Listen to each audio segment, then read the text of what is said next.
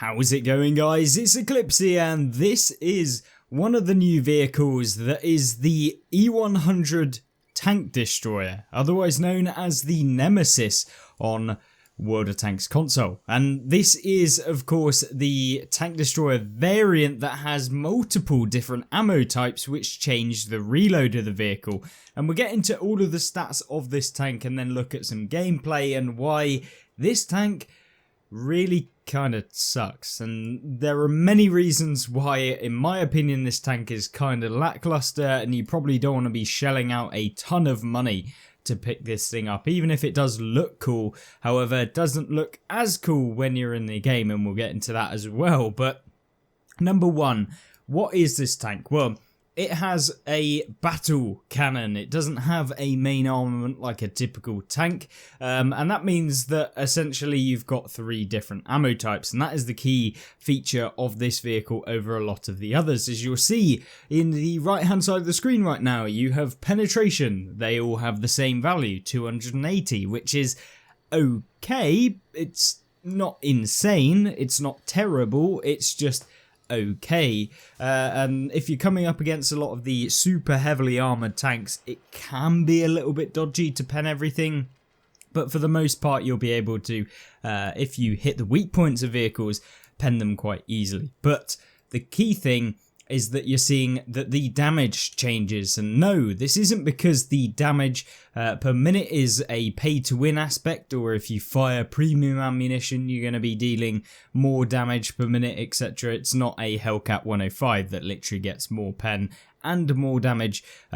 This one has a new mechanic to World of Tanks, and that is that if you reload with this vehicle, it changes depending on what ammunition you're using. So essentially this round right here, the AP round, has 700 alpha. It takes about 18 seconds or something to reload when you're not using equipment or anything. So like base reload is about 18 seconds.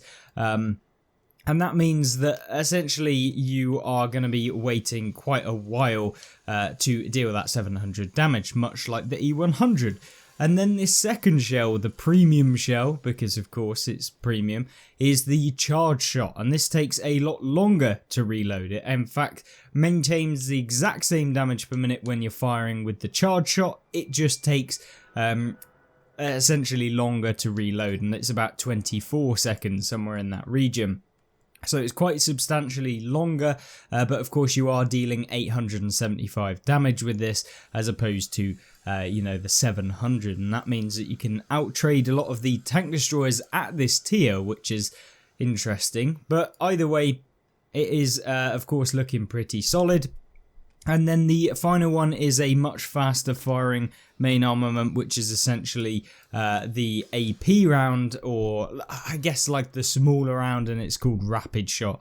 And essentially it's just a high penetration, small alpha damage gun with 350 alpha, and you can reload in probably like 6 seconds, something like that. So it still maintains the same DPM. You don't get any advantage other than the fact that maybe if you fired your big round and then you want to maintain firing small rounds, it's an option. But to be honest with you, I just think having the higher alpha and not having to peak as much with this tank is probably going to serve you a lot better.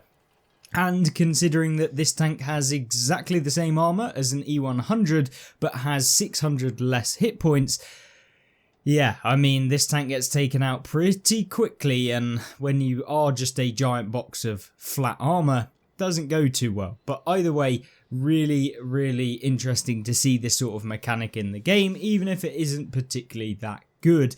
And then you've got your typical things where, you have a top speed of about 30 kilometers an hour, 33 with this one, because we're using the traction system to get that extra little bit of speed, which I'd recommend, just so that you're not sat at the back as much and you can actually push forward. And then we've gone with vents and advanced loader, which is something I'd go with on this tank. You're not going to be able to outspot anything. I mean, have you seen the size of this Gigantor? It isn't going to be able to realistically spot a lot of tanks in the game, even though the view range isn't absolutely useless. You just I would much rather have the damage per minute buff, since the actual damage per minute is pretty low. It's about 2,500 with this thing, I believe. Maybe slightly higher, 2,982. But that's fully kitted out. So that's with all of the perks, all of the equipment. So that is kind of your optimal damage per minute, and it's still not amazing when you compare it to some of the other heavy tanks that you have, but that's the trade-off between having 875 damage and having, you know, the 400 that something like an American heavy tank would have. But it's definitely an interesting one, and I feel like we've talked enough about the tank, but let's actually see how it plays and why I didn't particularly think that this was worth the cash that you'd have to spend on it. And thanks very much to Fat Little Bernie for actually gifting me this tank in the game, so thank you very much, Bernie, really appreciate it. So first replay is on Lakeville, and like any true heavy tank, we're going to try and take our way into the town and hopefully take the town so we can win the game.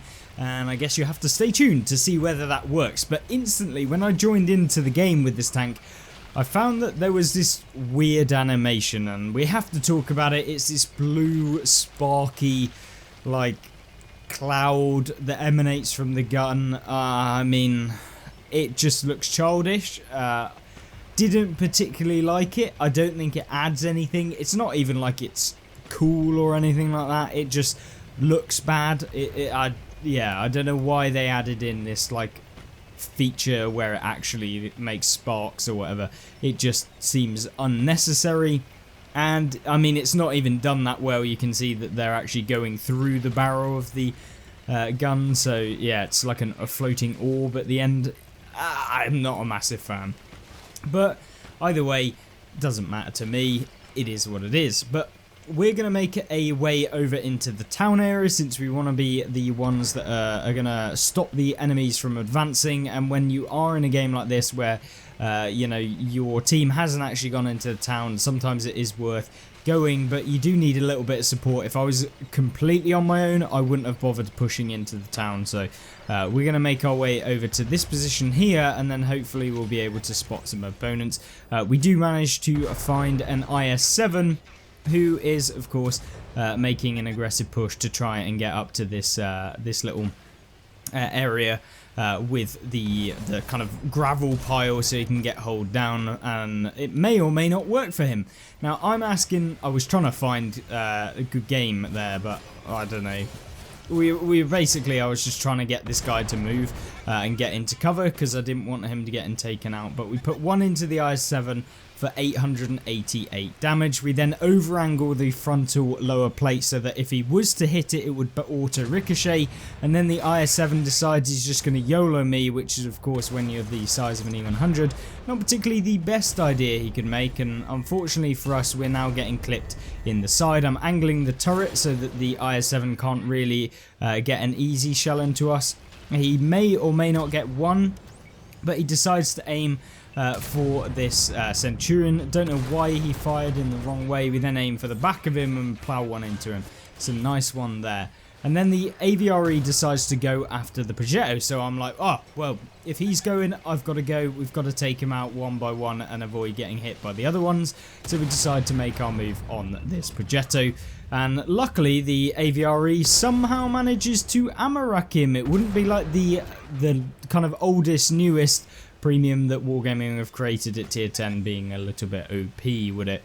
But either way, we're now angling towards the IS-4. I'm trying to protect my Centurion here because I may or may not need him in this case, and actually he manages to bounce or deal barely any damage, but enough such that he is now a one-shot, and we place one into the roof of the IS-4, which is a key weak point for you guys to take advantage of. But you can see how long it takes just to get some damage out, and it's not like you're even getting like a ridiculous amount of damage per minute, or like the alpha is like kind of FU where, like, you know, you're able to deal ridiculous amounts. It's kind of just okay. And I mean, you see it with a lot of the other TDs, and in my opinion, the other TD's armor works much better than this one. And also, they have more consistent guns. They were made for that. This tank, not so much. And of course this is huge as well, which has to be said for something.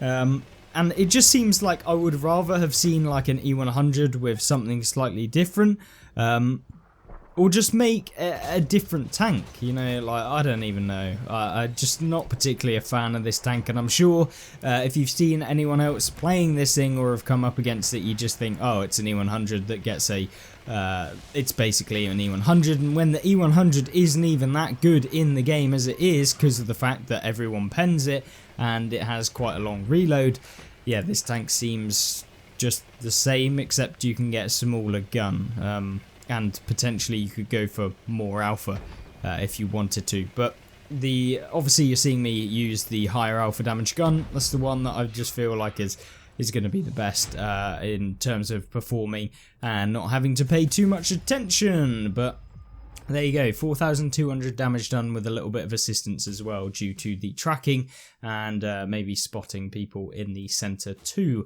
So a decent game, nothing outrageous, and certainly not an amazing game for a tier 10 tank destroyer. But you're not going to be able to have amazing games with this tank for the most part because it is kind of bad. But hopefully this video has given you an indication as to the tank. I do have another replay that I could show, but yet again it's a similar sort of result. The tank is just, it's kind of lackluster, and I think that that's my review in total. Yeah, I was disappointed when I saw this in game and played it. When I first saw it, I thought, oh cool, this could be interesting, and then after playing it, it's kind of like, it's a bit too weak. And doesn't really give you all too much, and it doesn't feel that rewarding to play since it is essentially just a high alpha TD that has a long reload. So you know what you're getting with it. If you're interested in that sort of playstyle, if you like playing things like the Tyrann except just double as slow, then yeah, maybe you'll enjoy the Nemesis and having less alpha and reloading in an extra like 30% more time. Maybe, then yeah, either way, hopefully that's given you an indication as to the tank, and yeah, I'll be interested to see what you guys think, because of course in the comment section you guys can talk about the tank. Maybe you got a complete different opinion to what I have, because you know, I've only played it a handful of times. Maybe you've spent 30 games in it or something, and maybe you enjoy it, or if you have alternatively come up against this tank, let me know what you thought about it when you saw it in the game. Did you just think, oh, a nice juicy E100 with less hit points for me to farm? So yeah, either way, hopefully you did enjoy it, and I hope you join me back in tomorrow's video, which looks at the most overpowered of all of the new tanks that Wargaming have been creating, the Ignis Progatio. So yeah, a very, very interesting tank indeed, so stay tuned for that one, because that really is something else.